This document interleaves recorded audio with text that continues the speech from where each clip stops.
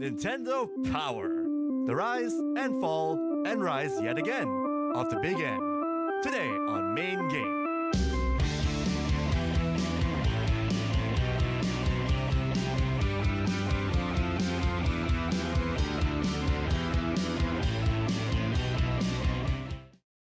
Selamat Hari Raya Aidilfitri, maaf zahir dan batin to one and all fellow viewers. Another lovely episode of Main Game, the show that touches on video game history because it's so good to look back at what shaped gaming today. I'm your host Ifa Hazim and we have a great episode for you today, especially if you're into titles like Mario.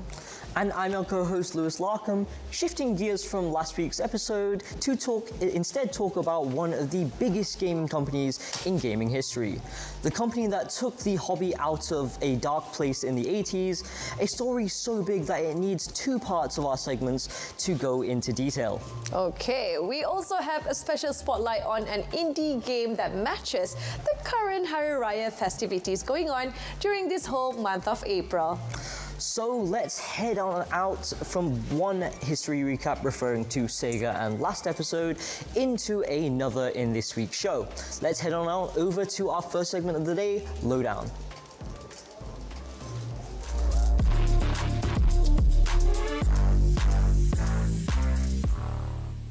Okay, so Luis, what can you tell me about Nintendo and your experiences with their brand? After all, it is one of the biggest game companies in the world. Well, my personal experience, I played a lot of Super Smash Bros. Melee on the GameCube way back in the day. It's a fighting game with platforms and features a lot of lovable characters like Bowser, Link from The Legend of Zelda, Ice Climbers from, well, Ice Climbers, and everybody's favorite plumber. Luigi?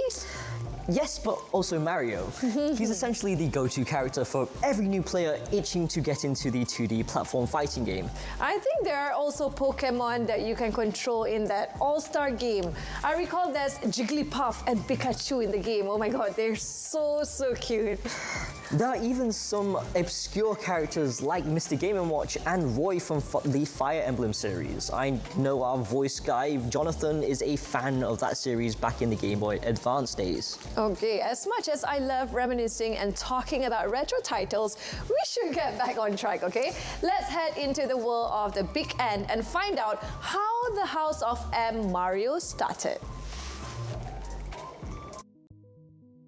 When you think video games that are all ages, wholesome, fun, and all-encompassing, you can always count on the big N, Nintendo.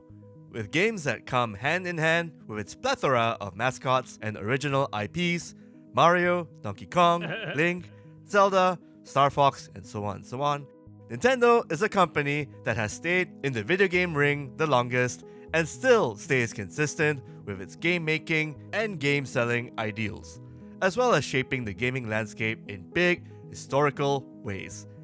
Let us go back to the past to find out how the Kyoto-based company forged its beginnings. Fusajiro Yamauchi initially founded Nintendo as a playing card company back in 1889, making different kinds of toys throughout the years. Eventually, Nintendo has since carved a name for itself by supplying us with some of the most iconic game consoles. It all started with the entire series of Game & Watch devices in the early 80s. These handheld devices could only allow players to play one title, but all of them were charming and addictive enough to keep Nintendo to experiment and research more ways for players to play, but without breaking their wallets. At the same time, they do keep manufacturing costs for their devices to a minimum, but not sacrificing quality. Rather, they work around limitations while making their games fun. The de facto Nintendo console that embodies this is the well-known Nintendo Entertainment System, or known as the Famicom in Japan. The NES played 8-bit games and was designed as a home console. From 1983 to 1995, the Nintendo Entertainment System sold over 60 million units and even helped with the recovery of the video games crash in 1983 in North America. Games back then would arrive on a cartridge and weighed in at a maximum of 1 megabyte. The NES would come with a controller, and this became the template for consoles for a very long time. It combined a few face buttons with the innovative D-pad, which is different from other consoles which used joysticks as the standard at that time.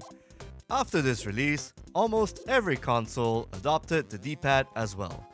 Entertainment-wise, the NES introduced iconic franchises like the Super Mario Bros. Series and the Legend of Zelda series. During this time, Nintendo had competition from the Sega Master System, but the NES easily outsold Sega. We would only see this competition between Sega and Nintendo intensify in the next console generation. Following the NES, we get another innovation, the Game Boy. It is designed by the same team who made the Game & Watch series. However, the Game Boy had a cartridge slot, so you were not just stuck with one game on the system. The Game Boy featured a traditional D-pad, start and select buttons, and two face buttons. The Game Boy and Game Boy Color both made an estimate 120 million in sales. At launch, the console came with a copy of Tetris, which is said to have boosted their sales. The Super Nintendo Entertainment System is the next home console that took the world by storm in the 90s. Building upon the success of the NES, the SNES introduced better and advanced graphics as well as sound capabilities, and more sophisticated gameplay mechanics. Mode 7 graphics and Super FX chip tech improved visual effects and added 3D-like gameplay experiences. The SNES also popularized shoulder buttons on controllers, which featured the L and R buttons. Almost every major console since then would offer triggers or shoulder buttons as a result. To this day, it is still disputed as to whether Sega's console outsold the SNES worldwide. Some of the games in the SNES library boast the most critically acclaimed titles of all time, like Super Mario World, The Legend of Zelda: A Link to the Past, Final Fantasy VI, and Chrono Trigger.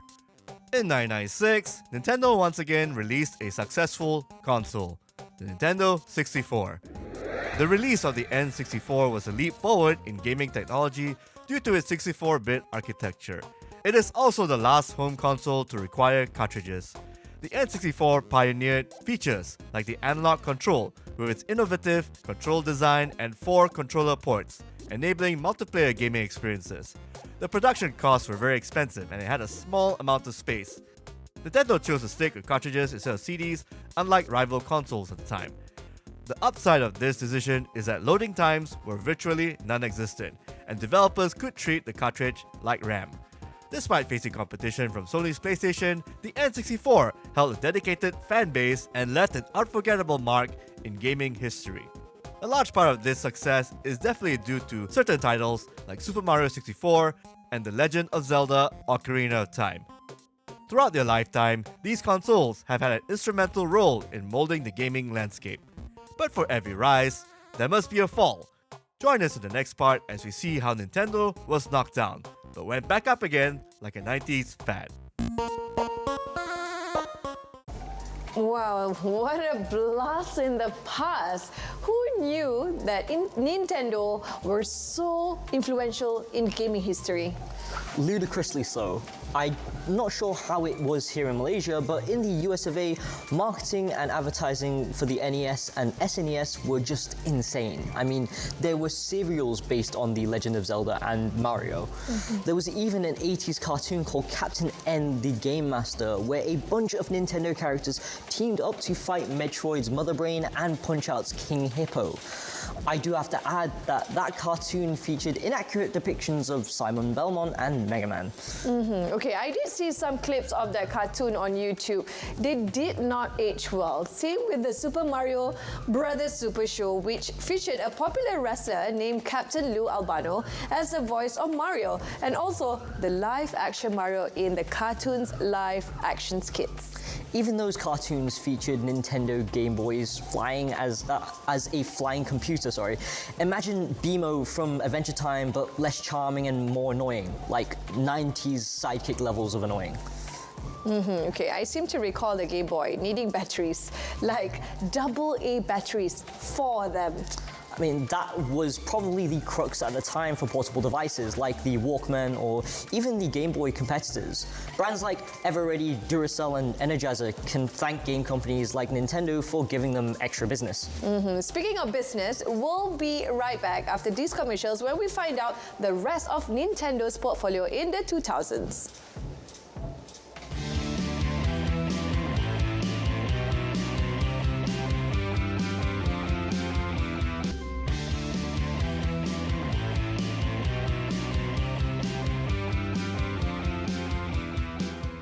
Welcome back, main gamers. Okay, not all video game companies have rosy paths. For every success they have, there is failure. But what doesn't kill them makes them stronger. Here is the second part of our Nintendo history recap from the lackluster GameCube era to the insane success it's experiencing right now.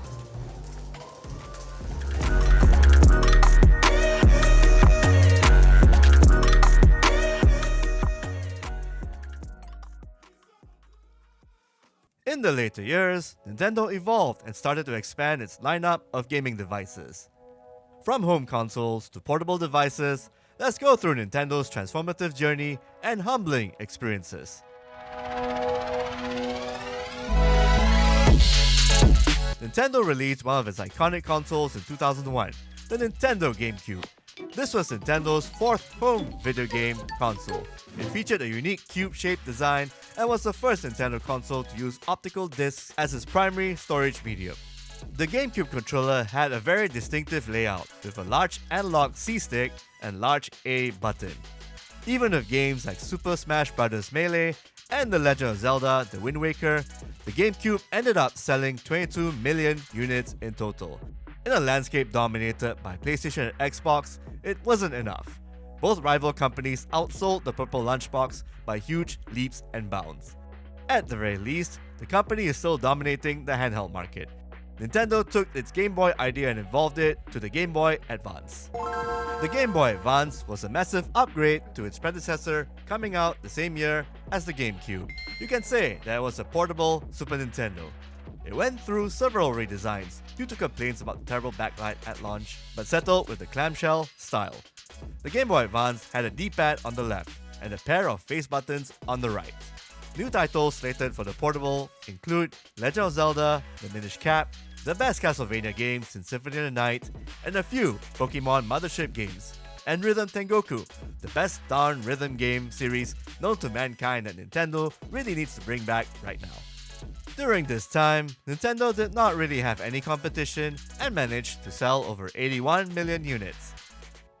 Then came the dual-screen wonder, the Nintendo DS. Released in 2004, the Nintendo DS was a handheld console which introduced dual screens, one of them being a touchscreen. This opened up innovative features like stylus-based controls and dual-screen interactions. It offered a microphone that would be in-game, which allows you to use voice commands. Another upgrade the Nintendo DS offered was the presence of Wi-Fi. The cartridge sizes were all bumped up to 512 MB from the Game Boy Advance's 32 MB. Sony's PlayStation Portable rivaled the Nintendo DS at this time and definitely had more horsepower. But the DS did well regardless and sold over 154 million units. The DS is not just the most successful console in Nintendo history, but its most successful console in general.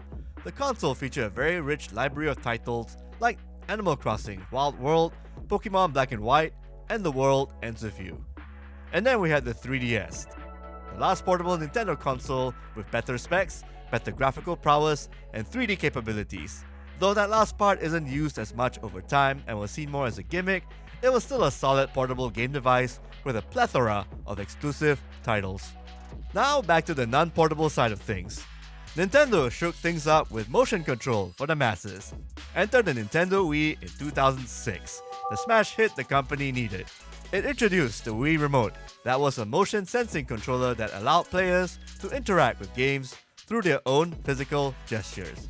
The main target audience were families, or non-gamers, and it worked. Family-friendly games like Wii Sports, Wii Fit, and Mario Kart Wii were introduced and made the Nintendo Wii the most popular living room machine for a long while. The Sony PlayStation 3 and Microsoft Xbox 360 were released around the same generation. but the Wii outsold them all easily. Even those two companies copied the motion control idea with the PlayStation Move and Xbox Kinect, respectively. Nobody cared. With all the success Nintendo went through, it followed up with the Nintendo Wii U in 2012. This was the first time Nintendo released a console with HD graphics. The Wii U also featured a unique gamepad controller with built-in touchscreen. Although the Wii U was better in horsepower compared to the Wii, it struggled considerably and was marked as a gaming failure. But in 2017, Nintendo got its groove back with its hybrid console, the Nintendo Switch. The Switch can be used as a handheld device, and also a traditional home console if connected to a TV. Its innovative design and versatility, which features detachable Joy-Con controllers, contributed to its widespread popularity. Games like Mario Kart 8 Deluxe, Super Smash Bros. Ultimate, The Legend of Zelda Breath of the Wild, and even Animal Crossing New Horizons have all sold over 20 million units each. The Switch, being portable and its social gaming features, made it a big hit for players of all ages. Throughout the years, through many ups and downs, Nintendo stood through it all while maintaining its core philosophy, making games fun for all ages and accessible. Even when it resorted to gimmicks at a good number of historical points, the Big N still remained consistent with its brand of video gaming and endearing mascots for all to cherish and cosplay as for years to come.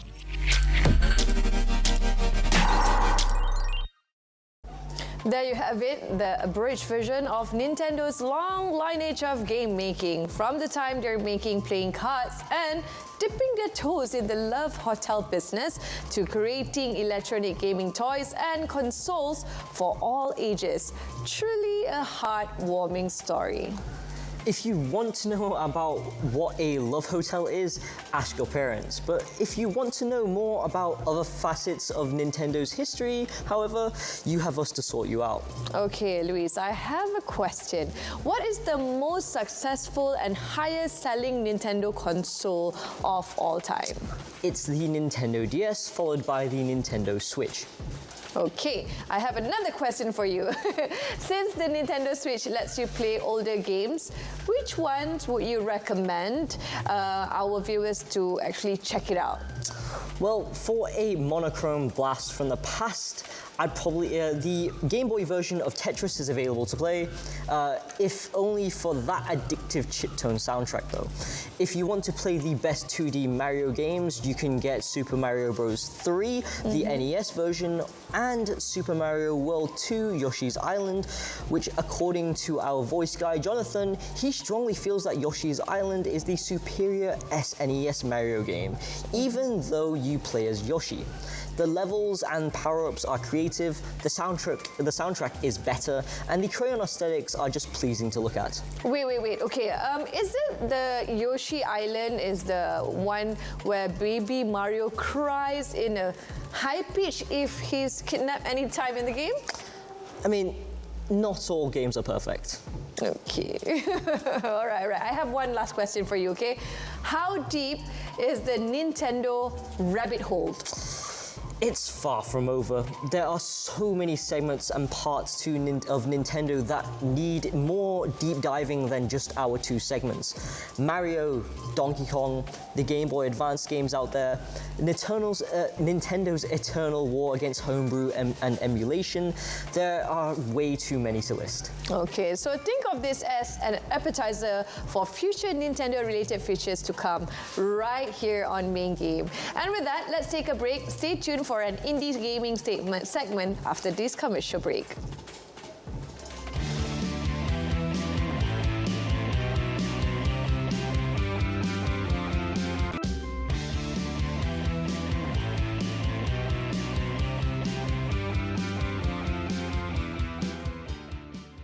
Welcome back on Main Game. Okay, it's the month of Hari Raya. So what better way to celebrate than to talk about a Malaysian indie title in the works? That's right, Aoife. Here's a spotlight at a quaint and humble title that feels just right to talk about for the month of April. Take it away, Jonathan.